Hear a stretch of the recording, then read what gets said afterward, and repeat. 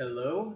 It is still May 20th, 2015, Wednesday, and it is the final part of this week's comic book reviews. Only two books in this video, both from Image Comics. If you're interested in the DC comic book stuff that came out this week, that's in part one of this video. If you're interested in the Marvel book stuff that came out this week, that is in part two.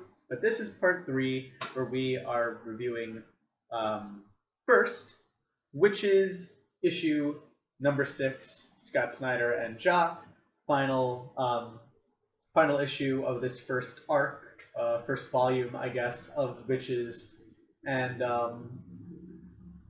it is something, all right. So we start the book with Charlie rescuing his daughter Sailor from the witch's den, climbing out of this giant tree thing full of witches. And basically making their escape, from the witches, from the town. They just want to get right out of Dodge, as far away as they can from all of this stuff. And because this is the final issue, I don't want to really spoil too much of what happens. But once they escape the witches, they find out that it's not just the witches that are after them. We also find out the cause of this whole story. You find out who pledged Sailor, why the witches are after her. And Charlie has to make a really tough decision by the end of this book about his family and who to believe and who to save and kind of how to continue his life now that he's aware of all of this witching stuff that exists. And of course, the question throughout this whole book, the dramatic sort of question is, can Charlie save his daughter? Is he a good enough parent to be there for Sailor? And we find out in this book if he is. Does he have what it takes to save his daughter, to protect her, really, from this thing that is way bigger than himself? And it does. It hits you right in the gut. By the end of this book, you're at once you're glad that it's over, but you're saddened by what had to happen for that, for them to escape. So yeah, just punch in the gut. Really kind of serious. Okay, this is what's happening. This is what had to happen. Sort of book, and I really can't wait to see where they go with the second arc of this book. Judging just from where they left off this one, where they go. Now that they have this world with the witches, they have these characters being hunted. How do they deal with this? How do they continue to live their lives knowing everything they know now? So yeah, just a great ending to a series that admittedly was a bit touch and go there, but really picked itself at the end, and this is issue 6, just a fantastic conclusion to the story. And now on the complete opposite side of the spectrum, we have Chip Zdarsky's Kaptara #2, the rollicking space comedy of the stranded spaceman who doesn't care about Earth enough to save it. And in this book, in this issue, we get a little bit more development of the world and of Keith. So the last issue, Keith got stranded on this alien world, Kaptara, and he finds out that there's an evil space warlord who's out to conquer Earth or whatever. But Keith could care less because he's a misanthropist. Is that the word? He hates people. He doesn't like Earth enough to want to save it. He's fine in this completely alien world, completely new start, completely new person. And we open this book with the most ridiculous weapon I have seen in science fiction, the battle broom, which is a giant fist connected to a stick on a chain. It's just a crazy, completely impossible to use weapon. And it's funny because that's kind of a sci-fi staple, these weird weapons that you know, are supposedly the best, most effective weapons in the world, yet are completely impossible to use. And yeah, we see a bit of Keith's home life. We get to it.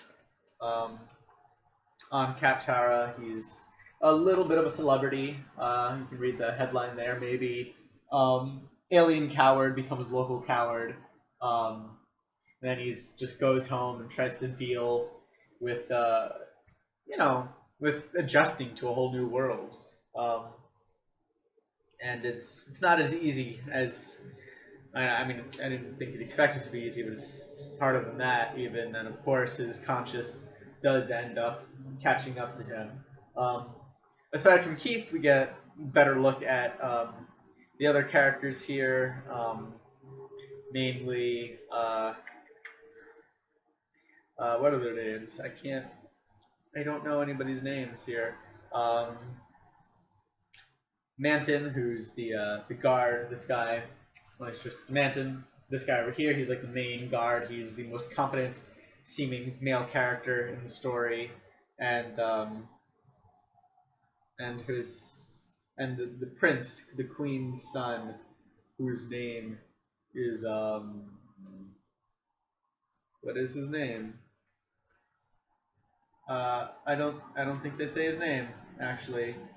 Wait, I know they do. I can't remember it. I will find his name. His name is Dartor. So we have the Prince Dartor over here, who's kind of this big, kind of a Zap Brannigan sort of character, is what he reminded me of. But they seem to be characterizing him as the book. So where was I? Yes, Manton and Dartor. They're going to Earth to try and stop and capture Skullthor, and keep him from destroying it.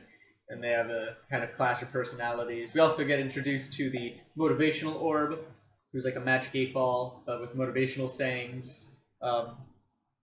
Be the best you can be, and every panel he's on, he has a different saying. Just on this one, failing to prepare is preparing to fail. Just all these little neat, you know, sayings that really don't mean much. And just all the characters are so much larger than life and so out there and big, and just the design of everything too. I just love everything is so weirdly, wonderfully designed. You have the cat tanks. You have this guy, Cyclowl, who's like a He-Man with a big owl face with one eye. Just everything in this comic is so weird looking. So fun to just look at. We're introduced to another character, Sheila, who's this kind of hunter tracker character who looks like Squirrel Girl riding this man thing. I don't even know. But this book, yeah, it's just kind of crazy go nuts. Everything is just so weird and alien, but also really hilarious. Yeah, it's still a lot of world building going on, but yeah, I really do love the world they're building. Everything is so weird and out there, and I love it all. It's all so wonderful and pretty. And the characters are getting, you know, more fleshed out. We see Keith, who he's like fighting the urge. He wants to hate the world more than he does, but by the turning point of this issue, he decides that he's gonna go and follow the main team out to Earth, see what's going on there.